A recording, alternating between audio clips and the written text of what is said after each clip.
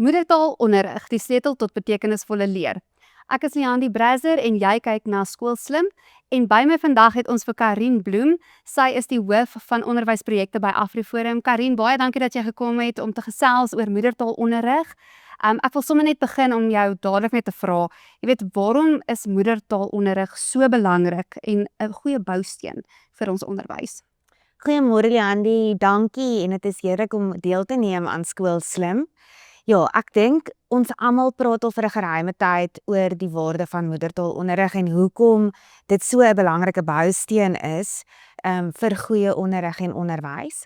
Ek dink die belangrikste ding wat 'n mens altyd moet onthou is dat moedertaalonderrig in jou moedertaal of onderrig wat in jou moedertaal geskied, is vir 'n kind baie meer sinvol as wanneer hulle enige iets in 'n tweede of 'n derde taal moet aanleer. Jou moedertaal is die taal wat jy jou heel eerste aanleer en wat jy die heel beste verstaan.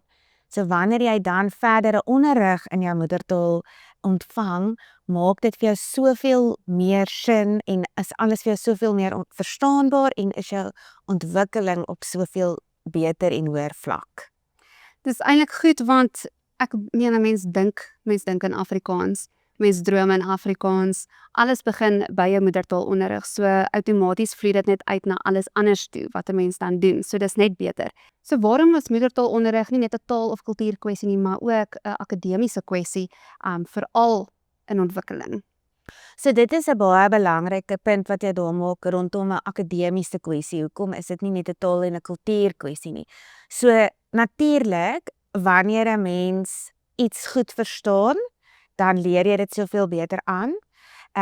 Wanneer jy iets minder verstaan, dan het mens nie noodwendig die vrymoedigheid om verder daarmee aan te gaan, om verder te ontwikkel daarin nie. En ons sien dit reeds gebeur in ons land, waar daar 'n ongelooflike groot hoeveelheid skole is wat glad nie meer onderrig bied in wiskunde en wetenskap nie. So dit beteken kinders kry glad nie daai ontwikkeling nie, want hulle kry nie gepresteer in daai vakke nie, omdat hulle nie in hulle moedertaal onderrig kry nie, en dit eenvoudig net vir hulle te moeilik is om daai wiskundige en wetenskaplike begrippe aan te leer in 'n tweede of 'n derde taal. So die oomblik wanneer kritiese akademiese onderrig soos dit verval, beteken dit dat daar 'n vervlakking kom in die onderrig wat ons vir ons kinders bied. En dit is iets wat dan nou natuurlik verlore gaan wanneer jy nie moedertaalonderrig het nie. En dit is hoekom daar so gehamer word op die belangrikheid van moedertaalonderrig in al die verskillende tale wat ons het in ons land. Ja, ek weet die SOS het nou 'n matriekverslag weer eens uitgebring hierdie jaar om te kyk nou oor verskillende matriekpunte, en dit het duidelik gewys dat daar waar kinders in hulle moedertaal onderrig kry, as ons net kyk na ons Afrikaanse skole, maar ook, jy weet, in ander kultuurgemeenskappe, waar hulle in moedertaal onderrig gekry het, was hulle punte net soveel beter. So dit is hoekom dit so krities is Ja. om in moedertaal. En 'n ander belangrike punt, dit gaan nou nie net altyd oor wiskunde en wetenskap nie, almal is nie noodwendig aangelê daartoe nie, maar iets soos jou taalvakke is net so belangrik, want ons sit met 'n reuse probleem in die land waar kinders nie meer lees nie, en verder, as hulle kan lees, kan hulle nie met begrip lees nie. So dit beteken, hulle lees ietsie, maar hulle verstaan nie wat hulle lees nie. En dit is ook iets wat verlore gaan wanneer jy in 'n tweede en 'n derde taal iets aangeleer word.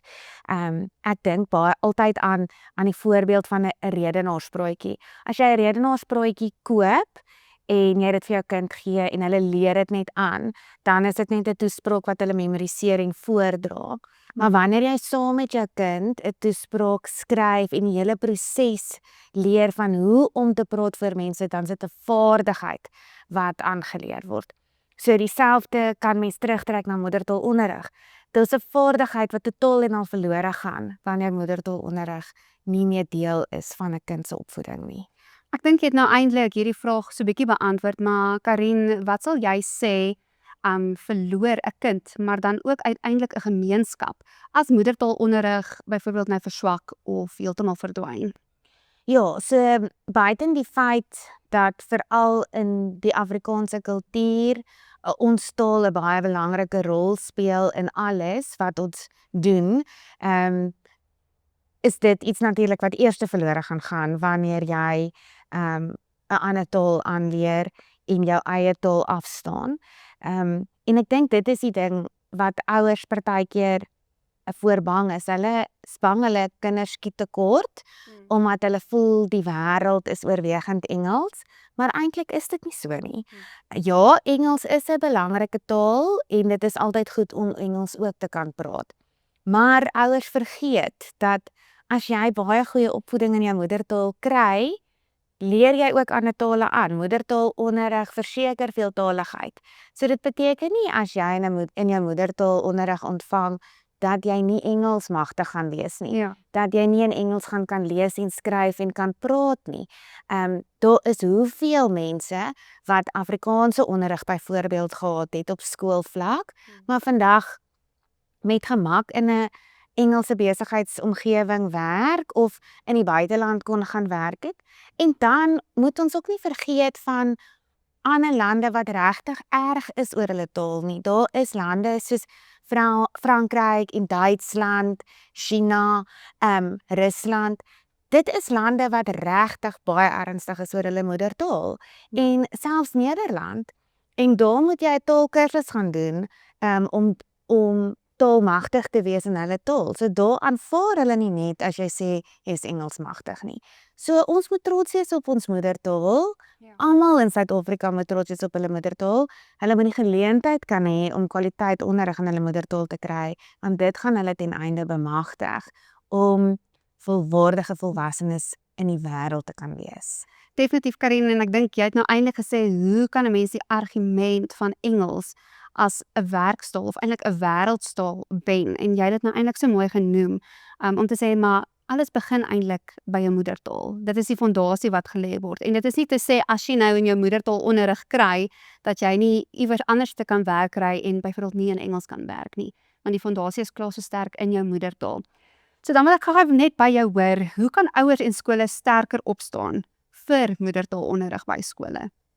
So Leandi, ek dink wat verskriklik belangrik is dat ouers betrokke moet wees in hulle skoolgemeenskap en dat ouers hulle self verkiesbaar moet stel vir die beheerliggaam, en dat daar wanneer kwessies soos 'n skool se taalbeleid bespreek word, dit definitief ernstig opgeneem moet word dat moedertaalonderrig regtig eerste gestel moet word.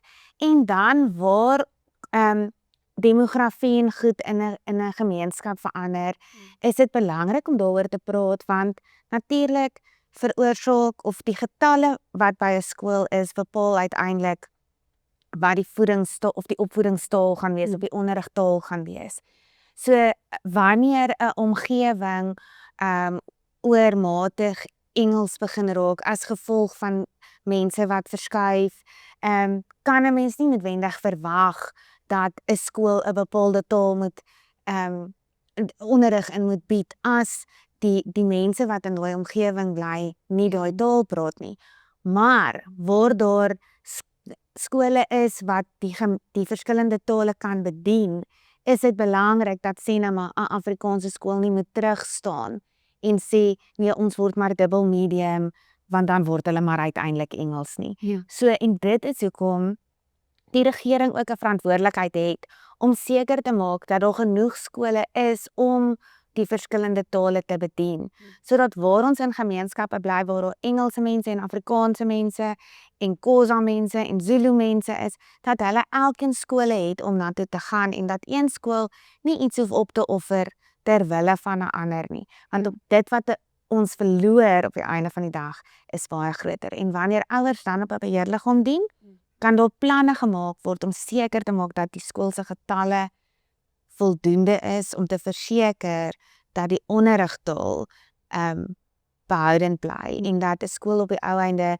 'n enkel medium onderrigskool, taalskool kan wees. Want wanneer daar in meer as een taal gelyk skool gegee word soos dubbel medium, veroorsaak dit ook verwarring, want op die einde van die dag skakel die onderwyser maar oor na een taal, want dit is net eenvoudig te moeilik om die heeltyd in twee tale gelyktydig skool te gee. Definitief.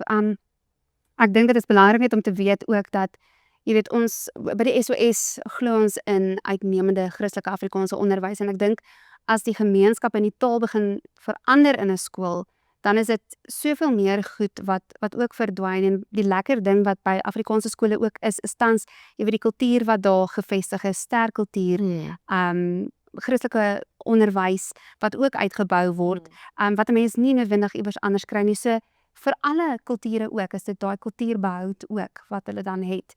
Karin, ek wil sommer afsluit het om vir jou te vra, as jy nou, ek is seker jy was al in gesprekke gewees om 'n braaivleisvuur waar jy dalk met ander vriende praat en wat ouers is en sê maar ek wil my kind in 'n Engelse skool sit sodat hulle, jy weet, Engels magtig kan word en dan ook natuurlik hulle gaan studeer in Engels en ook werk in Engels. Maar wat sal jou laaste boodskap wees aan hulle as daai ouers nou luister om bietjie hulle anders te laat dink oor Afrikaans? Wel ja, die een ding wat ek vir jou kan sê is, daar is nie baie Afrikaanse enkelmedium skole oor in Suid-Afrika nie, maar die Afrikaanse enkelmedium skole in Suid-Afrika is van die beste skole wat daar is in die land. En as jy so bevoorreg is dat jou kind in een van daai openbare skole kan wees, is daar regtig nie nodig vir jou om bekommerd te wees oor die feit dat jou kind nie Engels magtig gaan wees nie. Wanneer ouers met 'n redenasie kom van hulle dink hulle moet hulle kind eerder in Engels laat skool gaan, dan voel dit altyd vir my, mense is 'n bietjie onkundig, want jy besef nie wat die waarde is van moedertaalonderrig nie.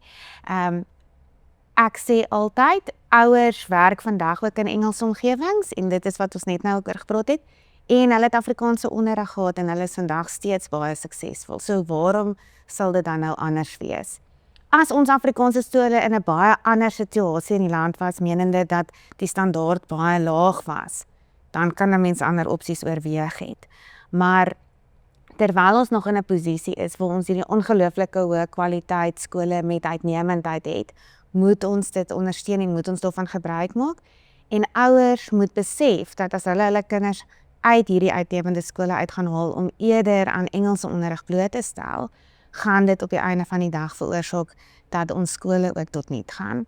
En hulle kinders gaan op die einde van die dag nie beter af wees nie, want hulle gaan sit met uitdagings waar hulle sekere begrippe nie verstaan nie, waar hulle leesuitdagings gaan nie, waar hulle wiskundige en wetenskaplike vaardighede agteruit gaan, maar dit gaan hulle te laat besef. Hulle gaan dit eers agterkom wanneer die kind met daardie uitdagings begin sukkel.